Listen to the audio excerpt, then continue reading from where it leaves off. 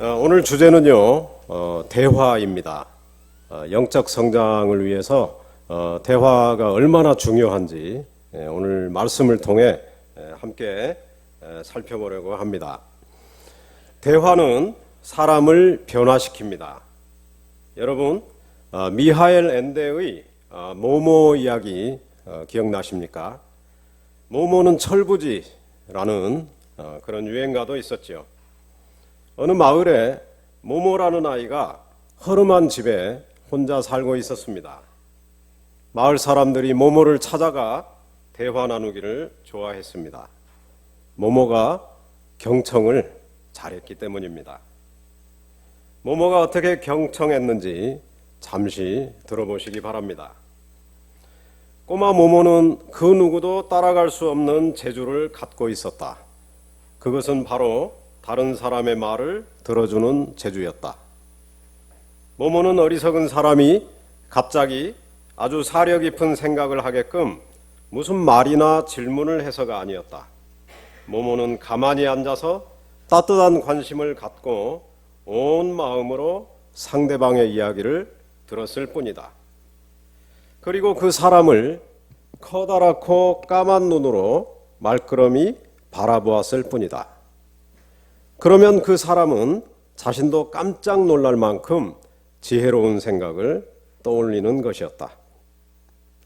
모모에게는 2명의 친구가 있었습니다. 한 사람은 청소부 배포인데요. 질문을 받으면 답변을 너무 늦게 해서 친구가 없는 사람이었습니다. 그런데 모모는 배포가 편안하게 답변을 할 때까지 기다려 주었습니다.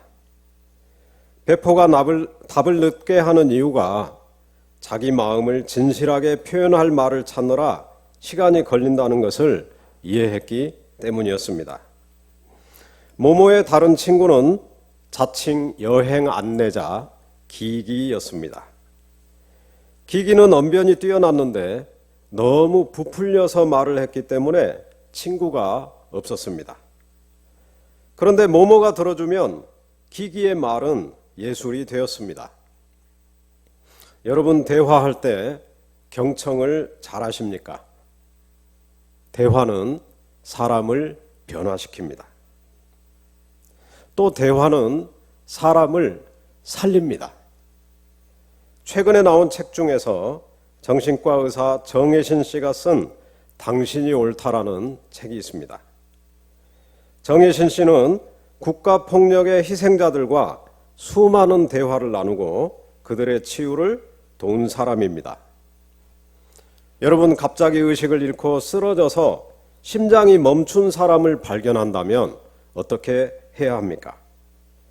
심장 박동이 돌아올 때까지 그의 가슴 중앙에 2 손을 올려놓고 규칙적으로 강하게 압박해야 합니다. 심폐소생술이죠. 여러분, 나라는 존재가 거의 지워져서 자기 소멸에 이른 사람을 만난다면 어떻게 해야 할까요? 정혜신 씨는 나가 또렷하게 돌아올 때까지 그의 나가 위치한 바로 그곳을 강하게 압박해야 한다고 답변합니다. 이 나가 위치한 바로 그것을 강하게 압박하는 것이 바로 공감입니다. 그렇구나. 다 때려치우고 싶을 만큼 지쳤구나. 다 불태워버리고 싶을 만큼 화가 나는구나. 그럴 만한 일이 있었나 보구나. 라고 말해주는 것이 공감입니다. 공감한 후에는 다음과 같은 질문을 할 수 있습니다. 그런 마음을 들게 했던 그 일이 구체적으로 뭔데? 정혜신 씨는 이렇게 말합니다. 가장 절박하고 힘이 붙이는 순간에 사람에게 필요한 건 네가 그랬다면 뭔가 이유가 있었을 것이다. 너는 옳다는 자기 존재 자체에 대한 수용이다. 너는 옳다는 존재에 대한 수용을 건너뛴 객관적인 조언이나 도움은 산소 공급이 제대로 되지 않은 사람에게 요리를 해주는 일처럼 불필요하고 무의미하다.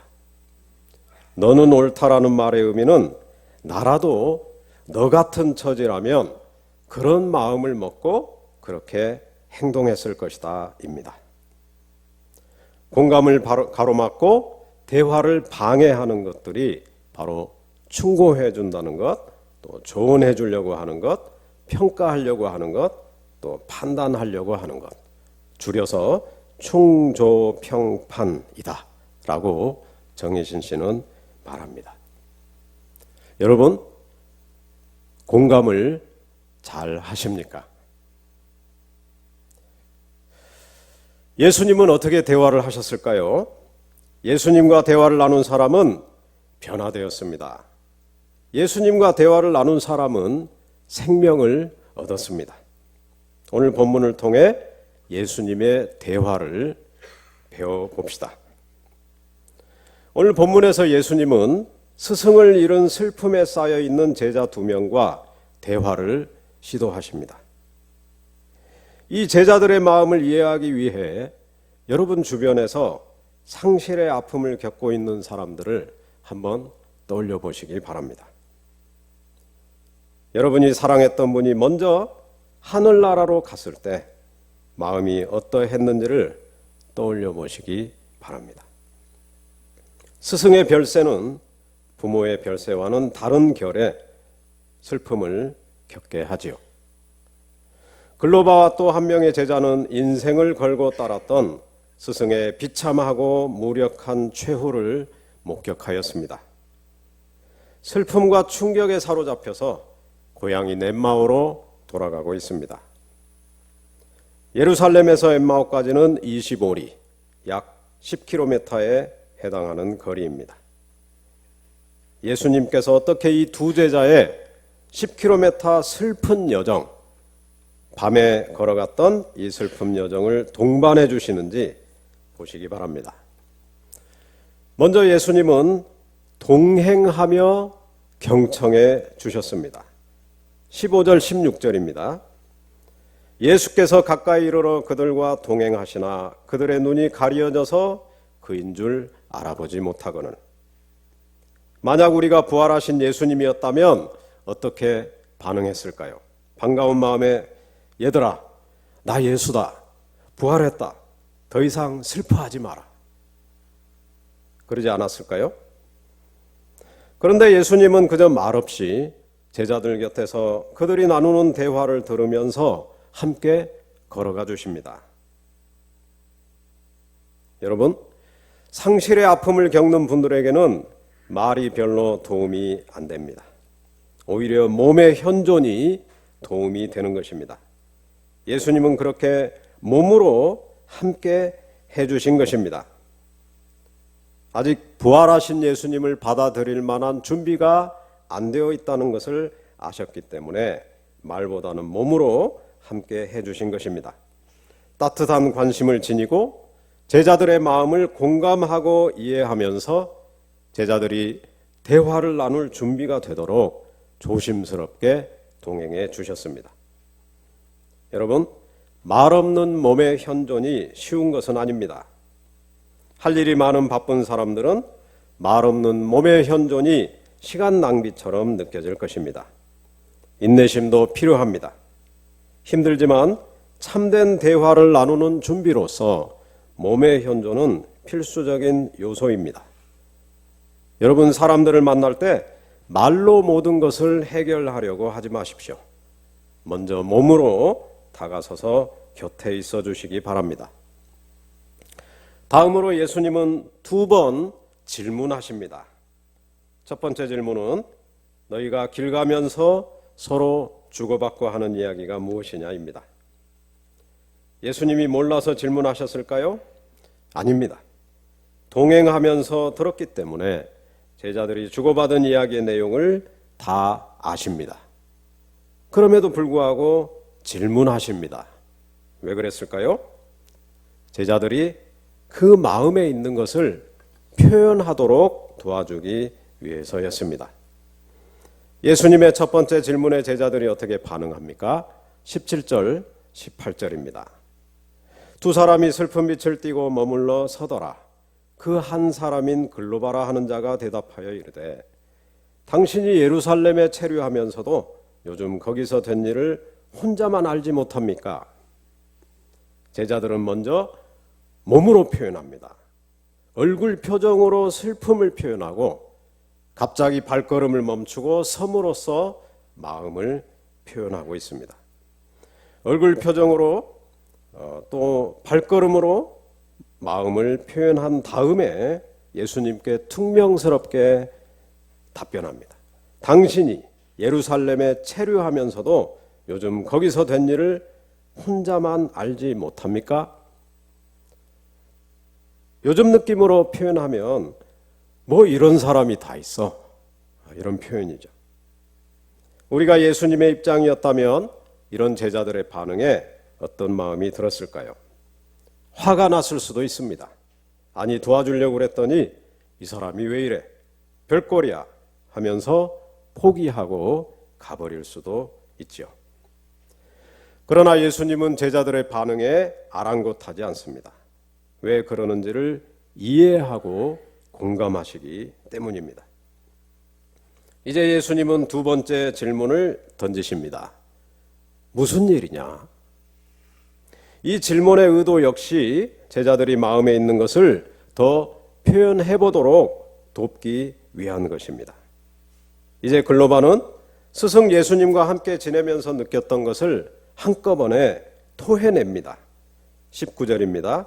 나사렛 예수의 일이니 그는 하나님과 모든 백성 앞에서 말과 일에 능하신 선지자이거늘. 스승 예수님은 나사렛 변방의 출신인데도 불구하고 대단한 선지자였습니다. 하나님과 모든 백성 앞에서 말씀의 능력이 있었고 기적과 치유의 능력이 있었던 분입니다. 여러분, 이 표현 안에서 스승에 대한 자부심과 신뢰가 느껴지고 있습니다. 20절입니다. 그런데 우리 대제사장들과 관리들이 사형 판결에 넘겨주어 십자가에 못 박았느니라. 그 능력 많던 예수님이 너무도 무력하게 신문당하고 사형 판결당하고 십자가를 지고 가시고 십자가에 못 박혀 돌아가셨습니다. 제자들이 받은 충격, 이 충격이 이 표현 안에서 그대로 표현되고 있습니다. 21절입니다. 우리는 이 사람이 이스라엘을 속량할 자라고 바랐노라. 스승을 향해 품었던 기대감과 욕구가 그대로 표현되고 있습니다. 로마 제국으로부터 해방될 이스라엘의 미래, 해방된 이스라엘에서 하나님 나라의 권력을 나눠 갖고 열심히 일할 자신들의 미래를 상상하면서 품었던 소망이 그대로 표현되고 있습니다. 이렇게 제자들은 예수님의 질문에 답하면서 그들의 마음에 있던 갈망 또는 실망 그리고 답답함을 모두 토해냈습니다. 예수님의 질문이 그들의 마음을 표현하는 데 도움이 된 것이죠. 여러분은 대화할 때 어떤 질문을 주로 사용하십니까? 상대방의 영적 성장에 도움이 되는 질문은 먼저 자신의 마음을 살펴보고 표현할 수 있게 도와주는 질문입니다. 아울러 더 나아가면 하나님의 관점에서 자신의 마음을 살펴보게 도와주는 질문입니다. 그런 질문의 대표적인 예는 예수님이라면 어떻게 바라보실 것 같습니까?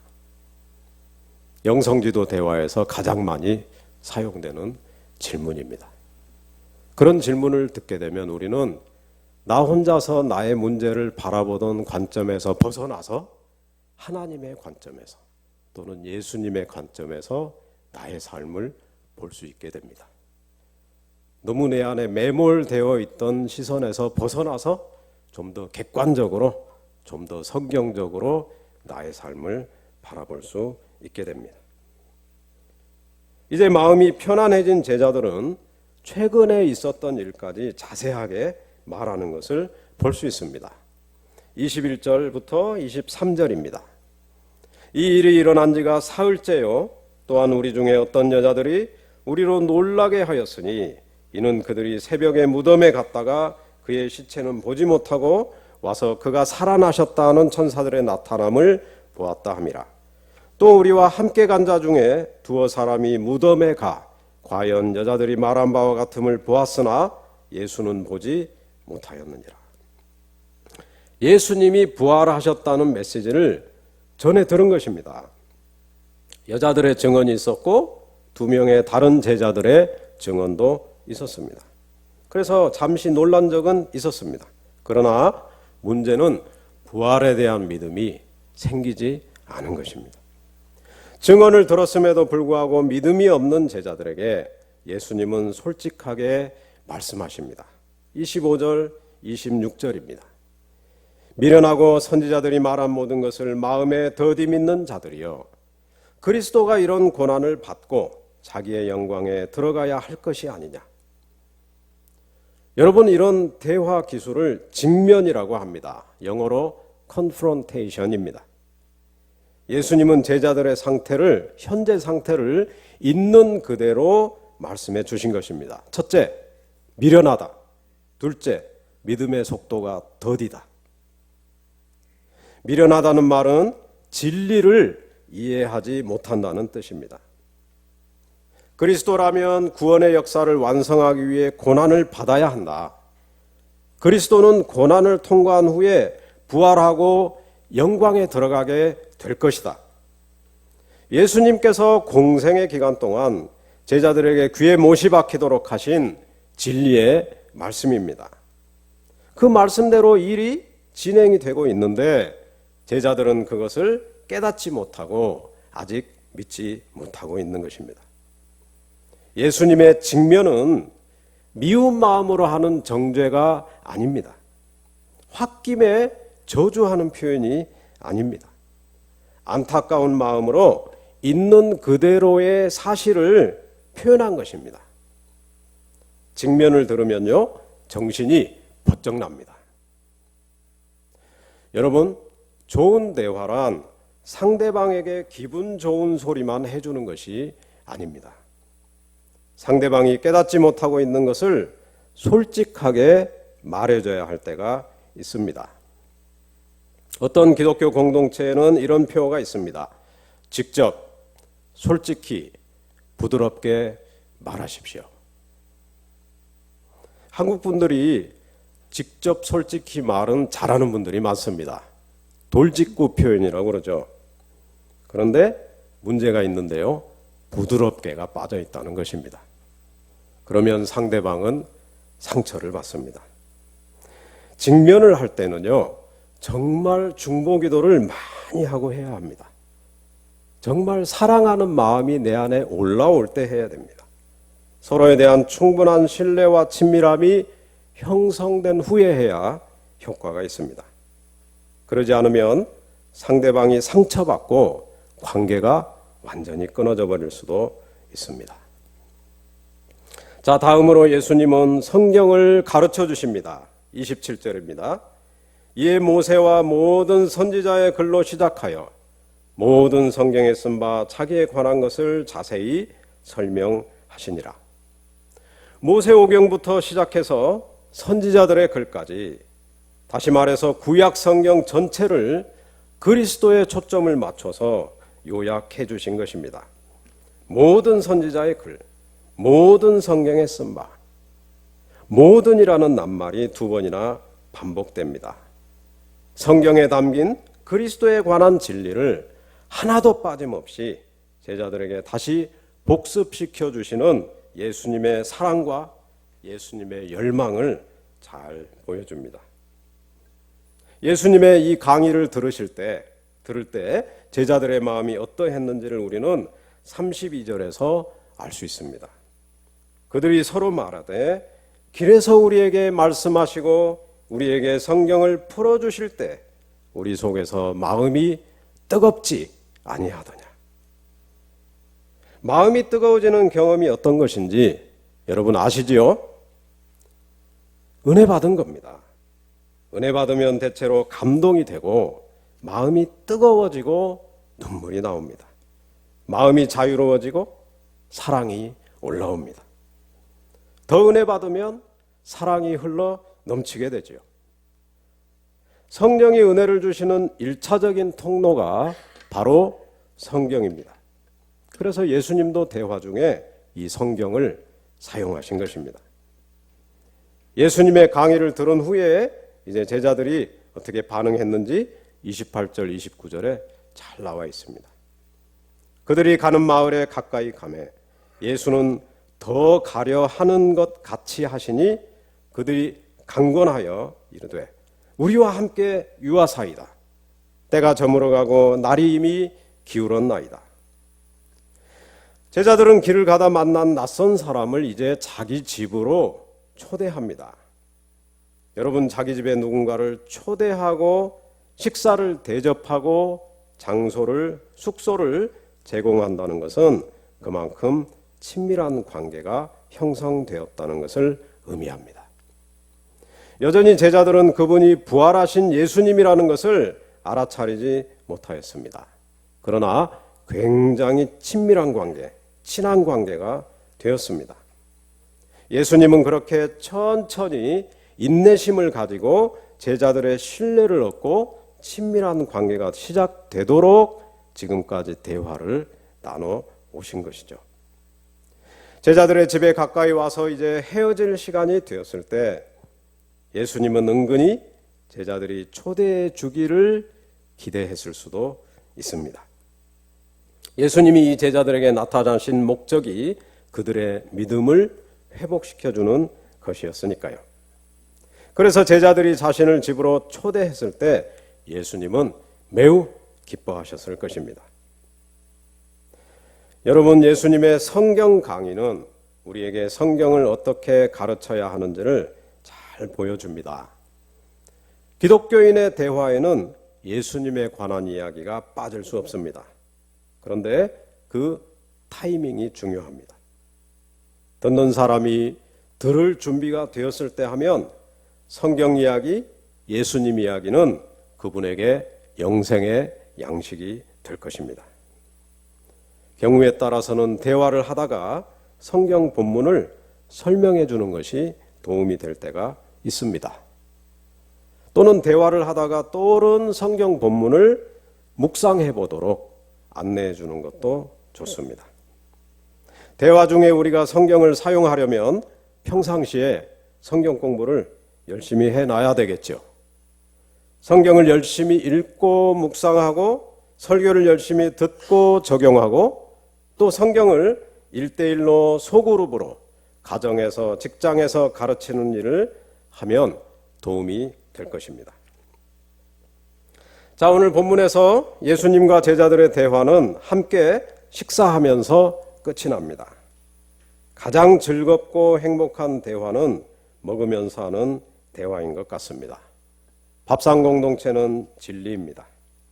진정한 공동체는 밥상을 함께하는 공동체입니다. 대화의 완성은 밥상입니다. 그런데 이 식사는 보통 그냥 식사가 아니라 예수님의 최후의 만찬, 즉 성만찬을 기억나게 하는 식사였습니다. 30절, 31절입니다. 그들과 함께 음식 잡수실 때 떡을 가지사 축사하시고 떼어 그들에게 주시니 그들의 눈이 밝아져 그인 줄 알아보더니 예수는 그들에게 보이지 아니하시느니라. 예수님께서 떡을 가지사 축하하시고 떼어 그들에게 주시는 장면에서 제자들은 바로 며칠 전 최후의 만찬 석상에서 함께했던 예수님을 떠올리게 된 것 같습니다. 그때 그들의 눈이 열려서 바로 앞에 있는 엠마오 여정의 동반자가 예수님 스승 예수님이었다는 것을 깨닫게 되었습니다. 부활하신 예수님을 마침내 만난 것입니다. 기독교인의 대화의 궁극적인 목적은 예수님을 만나는 것입니다. 예수님을 만나야 모든 문제가 해결됩니다. 예수님을 만나야 혼란스러운 인생이 정돈됩니다. 예수님을 만나야 미래에 대한 소망이 생깁니다. 예수님을 만나야 갈 길이 보입니다. 여러분, 오늘 예수님과 대화를 나눠보시니 어떠셨습니까? 이 엠마오로 가던 두 제자의 입장에서 여러분도 함께 예수님과 대화를 나눠 보시기 바랍니다. 이런 영적 대화를 요즘은 영성지도다 그렇게 얘기합니다. 여러분, 대화를 잘하면 사람들이 변화됩니다. 좋은 대화는 사람들을 살립니다. 그런데 예수님과 이런 대화를 나눠본 사람이 다른 사람들과도 이런 대화를 나눌 수 있습니다. 그러므로 일상 속에서 성경을 묵상하면서 예수님과 깊은 대화, 친밀한 대화를 나누시기 바랍니다. 여러분, 우리가 코로나 시대라 직접 만나서 대화 나누기가 참 쉽지 않습니다. 그렇지만 대화는 우리 삶에 너무도 중요한 필수적인 요소입니다. 어떻게 해서든지 대화를 나누시기 바랍니다. 전화를 통해서 대화를 꼭 나누십시오. 아니면 온라인 영상으로 어떻게 해서든지 화상 채팅을 통해서라도 대화를 나누려고 노력하시기 바랍니다. 그래야 서로 하나님 안에서 치유받고 회복되고 서로 성장하는 그런 역사가 일어날 수 있는 줄로 믿습니다. 사랑하는 성도 여러분, 좋은 대화, 영적인 대화는 우리 교회 공동체를 세우는 데 있어서 필수적인 요소입니다. 예수님과 행복한 대화를 나누시고 형제 자매들과 서로를 변화시키고 서로를 살리는 대화 나누시는 여러분 되시기를 축원합니다. 기도하겠습니다. 사랑의 주님, 우리와 대화 나누시기 위하여 성육신 하신 줄로 믿습니다. 또 부활하신 예수님, 성령을 우리에게 보내주신 예수님, 지금도 성령님을 통해서 우리와 언제든지 어디에서든지 대화 나누실 줄로 믿습니다. 사랑하는 성도 여러분 한 분 한 분이 일상 안에서도 주님과 대화 나눌 수 있게 도와주시고 이 코로나의 힘든 시기를 어찌하든지 대화할 기회를 찾고 특별히 영적 대화 나누는 기회를 찾아서 성령의 은혜와 역사를 덧입는 영적으로 성장하는 귀한 경험이 일어날 수 있도록 은혜 베풀어 주시옵소서. 예수님 이름으로 기도합니다. 아멘.